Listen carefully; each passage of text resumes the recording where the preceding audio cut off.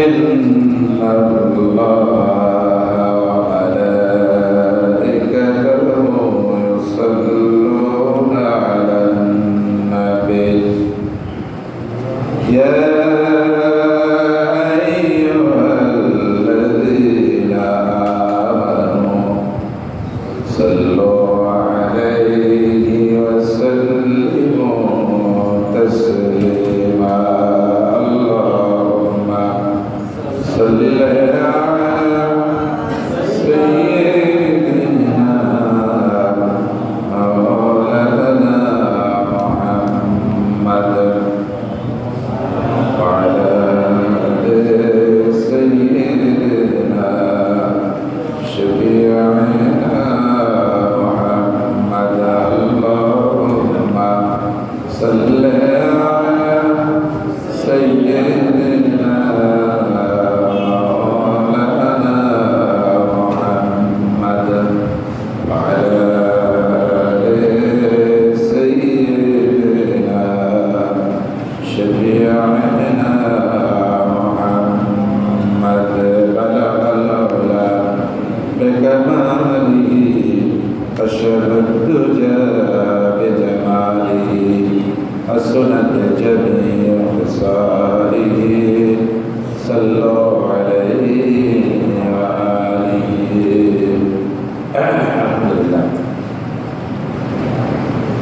الحمد لله رب العالمين والصلاة والسلام على سيد المرسلين وعلى آله وأصحابه أجمعين معزز শ্রদ্ধা ভাজন মুসলিম کرام প্রিয় দিনী ভাইরা আসসালামু আলাইকুম ওয়া রাহমাতুল্লাহি ওয়া বারাকাতুহু। আজকের খুতবার প্রধান আলোচনার বিষয় আখিরাতের প্রস্তুতি। এ সম্পর্কে আমরা সহজেই বুঝতে পেরেছি যখন এই আখিরাতের প্রস্তুতির কথা বলা হয়েছে সেই সঙ্গে আমাদের বুঝতে বাকি নেই যে দুনিয়ারও একটা প্রস্তুতি আমাদের আছে। দুনিয়া ও আখিরাত এই দুটি জীবন। দুনিয়ার জীবন ক্ষণস্থায়ী, আর এই ক্ষণস্থায়ী জীবনটাই হল লোভনীয়, বস্তুবাদী, লোভনীয় জিনিস দিয়ে ঘেরা, যা মানুষকে সবসময় এই লোভনীয় বস্তুর দিকে মানুষকে আকৃষ্ট করে, ডাকে, হাতছানি দেয়। আর যখন একজন ব্যক্তি এই লোভনীয় বস্তুর ডাকে সাড়া দিয়ে হাতছানিতে তার ডাকে সাড়া দেয়, তখন সে দুনিয়ার গোলামে পরিণত হয়ে যায়। অর্থাৎ দুনিয়া তাকে পেয়ে বসে। ফলে কি হয়, তাদের পরকালীন জীবনটা সামগ্রিকভাবেই কি হতে শুরু করে, বরবাদ হয়ে যায়। যখন বস্তুবাদী জিনিস তাকে আকৃষ্ট করে থাকে, তখন পরকালীন জিন্দিগিটা তাকে আস্তে আস্তে আকৃষ্ট করে ফেলে, কারণ সে দুনিয়ার জীবনের প্রতি মোহ এর মধ্যে সে ডুবে পড়েছে। আর দুনিয়ার জীবন সবসময় তাকে আকৃষ্ট করতে থাকে, কিন্তু একবার তাকে একথা স্মরণ করাই দেয় না যে দুনিয়ার জীবনটা একটা খেয়াল তামাশার জায়গা, এটা খেলার জায়গা, খেয়াল তামাশার একটা জায়গা। আমাল হায়াতুদ দুনিয়া ইল্লা মাতাউল গুরুর। দুনিয়ার এই জীবনটা হলো একটা খেয়াল তামাশার জায়গা, এটা কিন্তু সে বোঝে না। যখন সে দুনিয়ার ভিতরে ডুবে যায়, পক্ষান্তরে আখিরাতের জীবনটা স্থায়ী জীবন, আর সেই জীবনটা, এই স্থায়ী জীবনটা তার জন্য দুঃখ কষ্ট দ্বারা বেষ্টিত থাকে। আর এই আখিরাতের জীবনটা যখন চিন্তা করতে থাকে, পরকালীন জীবন নিয়ে যখন সে ভাবে, তখন দুনিয়ার আনন্দের কথা, দুনিয়ার ভালোবাসা, দুনিয়ার লোভ লালসার কথা তার চিন্তা থাকে না। একজন ব্যক্তি যখন রূহুর প্রভাব তার ভিতরে পড়বে তখন সে আল্লাহ হয়ে যাবে, আর যখন নফসের প্রভাব পড়বে তখন তাকে দুনিয়া পেয়ে বসবে, অর্থাৎ নফসের গোলামি হয়ে গেল। নফসের যখন গোলামি করবে তখন তাকে দুনিয়া পেয়ে বসবে, যার কারণে পরকালীন জিন্দেগিটা তার কাছে আস্তে আস্তে দূরে চলে যাবে। দুনিয়াটা ক্ষণস্থায়ী জীবন আর পরকালীন জীবনটা স্থায়ী জীবন। আর এই দুটি জীবন, দুনিয়ার জীবনটা যে দুনিয়ার জীবনের জন্য লালায়িত, লোভ লালসা আমাদেরকে ভরপুর করেছে, এই দুনিয়ার জীবন আমাদের অবসান ঘটে মৃত্যুর মাধ্যমে।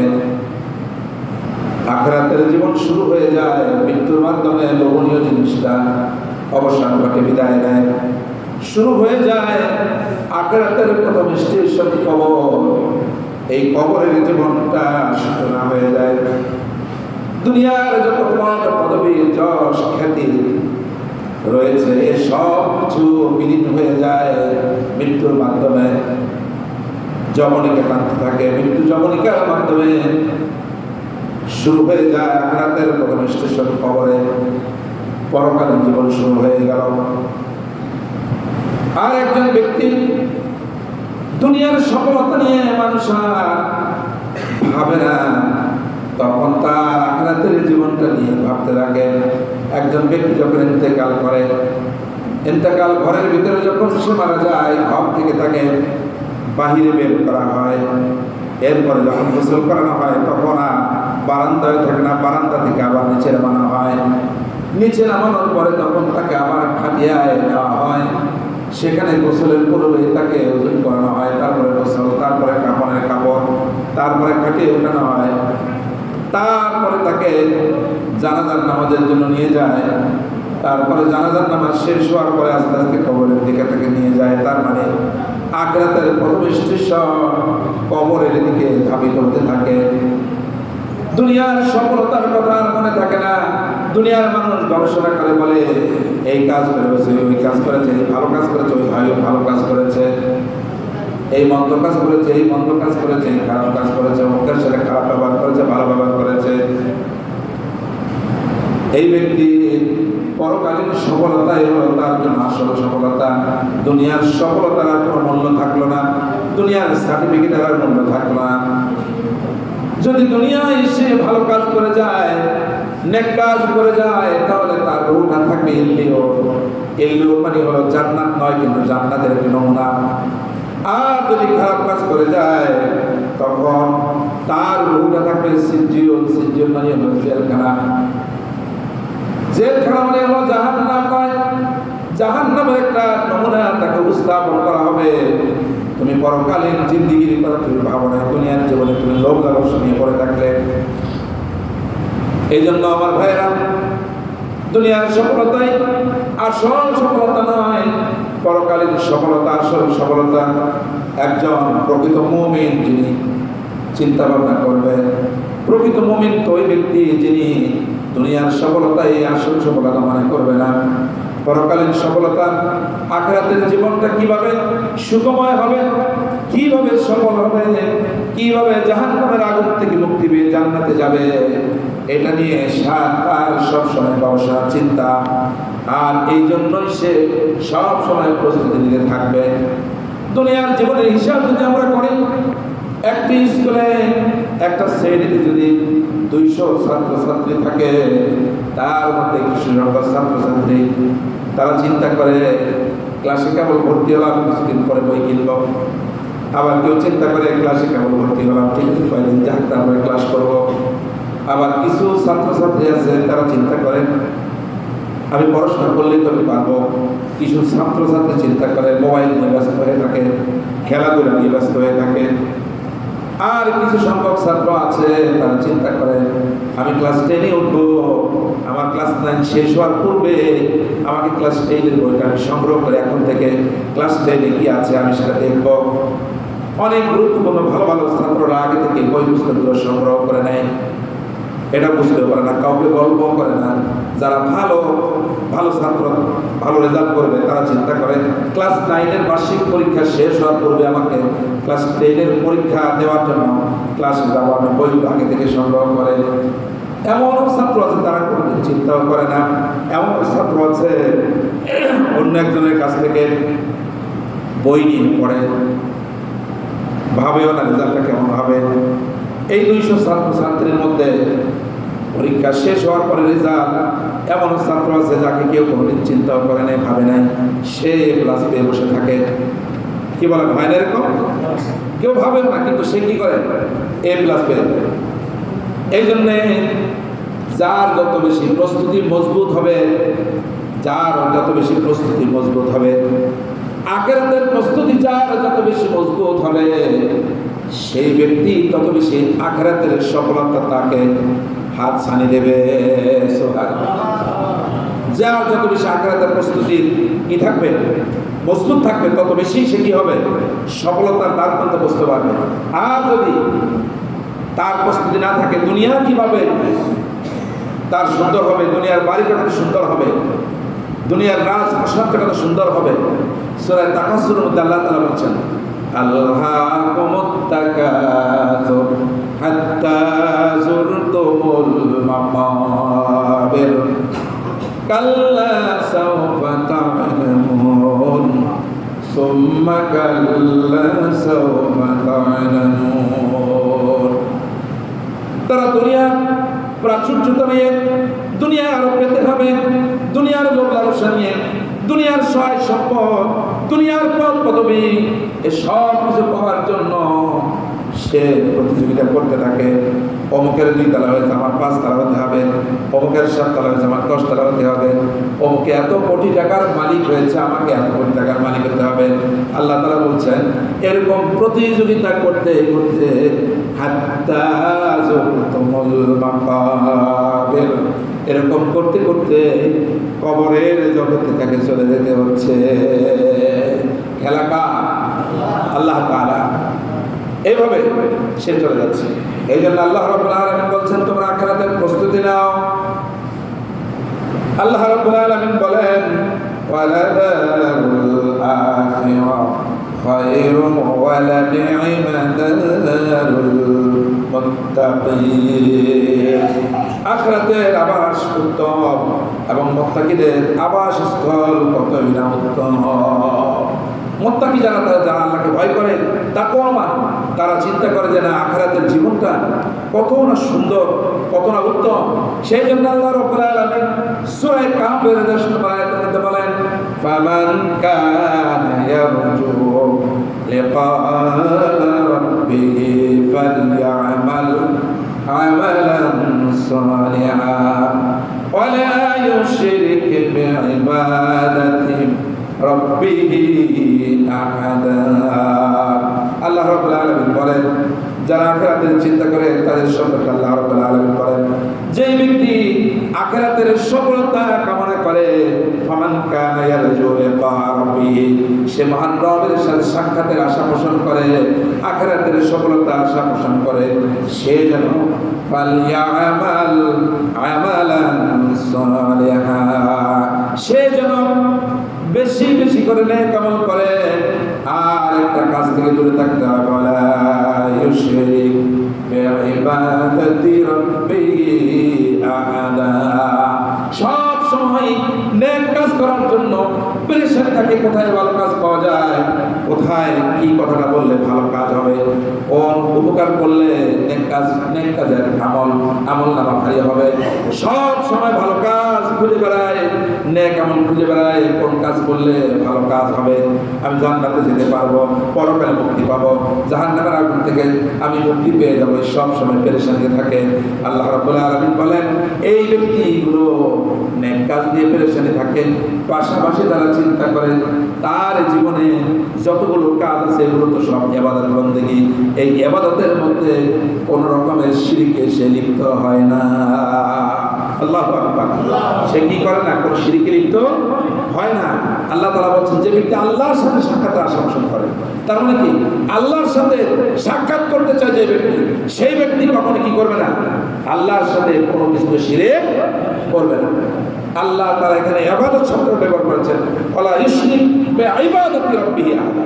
তার রবের ইবাদত, রবের ইবাদত কোনটা? বুখারী এবং মুসলিম শরীফে এসেছে, ইবাদত আমরা কি মনে করি? শুধু নামাজকে আমরা ইবাদত মনে করি? রাসূল কারীম সাল্লাল্লাহু আলাইহি সাল্লাম বলেছেন, হাশরের ময়দানে আল্লাহ তাআলা বনি আদমকে লক্ষ্য করে বলবেন, হে বনি আদম, আমি ক্ষুধার্ত ছিলাম, তুমি আমাকে খাদ্য দাওনি।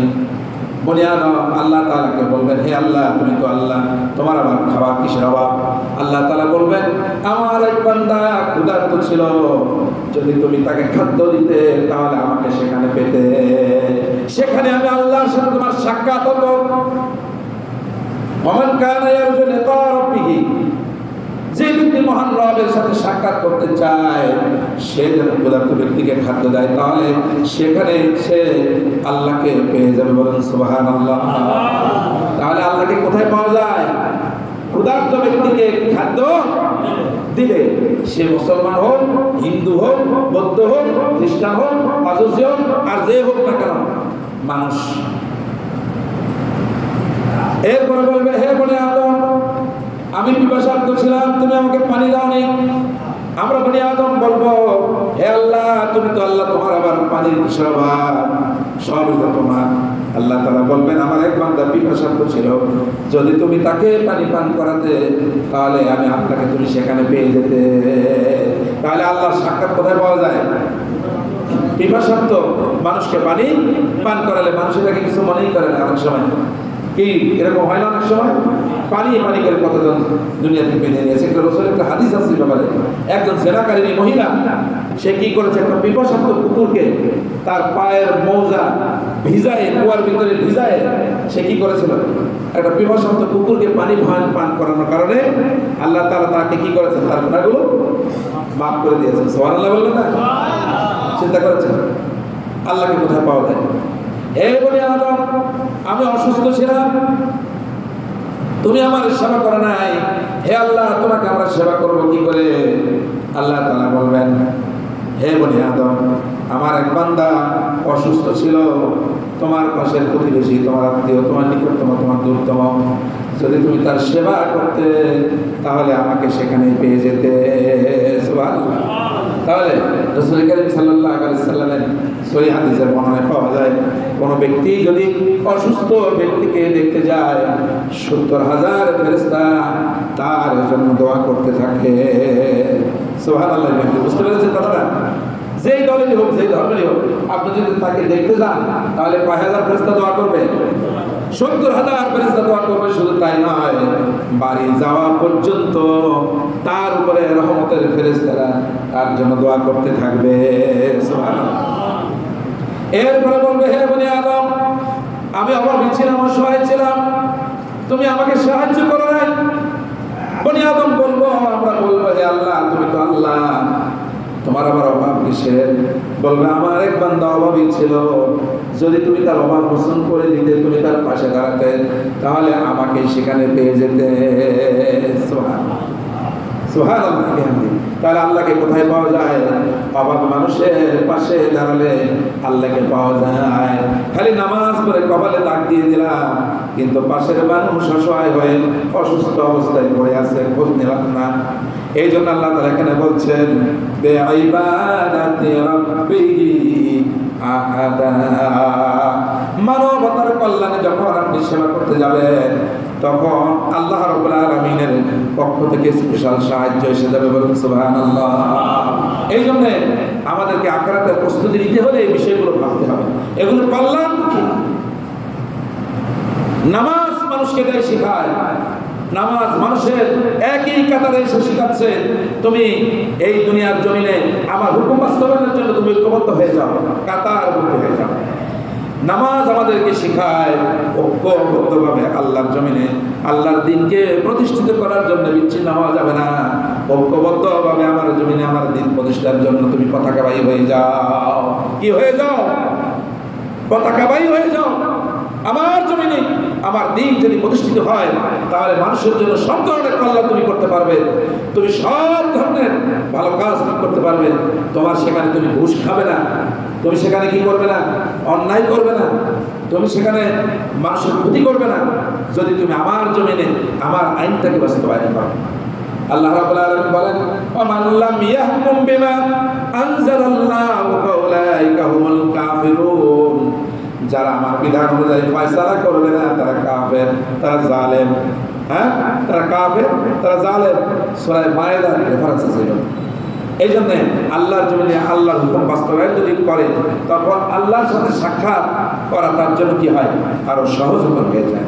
এই জন্য আসুন আমরা সকলেই আখিরাতের প্রস্তুতির জন্য আমাদের কি করা লাগবে?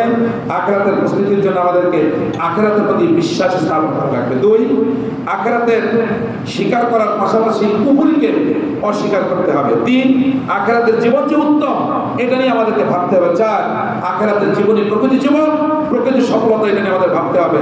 5, আল্লাহ তাআলা মানুষকে আখিরাতমুখী করতে চান, তার আলোকে আমাকে সে আখিরাতমুখী যে করতে চান, সেজন্য যেখানে আখিরাতমুখী কথা হবে সেখানে আমাকে যেতে হবে। যেখানে দুনিয়ার লোভ লালসা থাকবে সেখান থেকে নিজেকে যতটুকু দূরে রাখা যায় চেষ্টা করতে হবে। আখিরাতের বিশ্বাসীদের প্রতি কি করতে হবে? বন্ধুত্ব স্থাপন করতে হবে। যারা আখিরাতের প্রতি স্থাপন, যারা আখিরাতের প্রতি স্থাপন নাই, বিশ্বাস করে না, তাদের সাথে কোনো বন্ধুত্ব করা যাবে না। তাহলে আপনারও কি হতে পারে?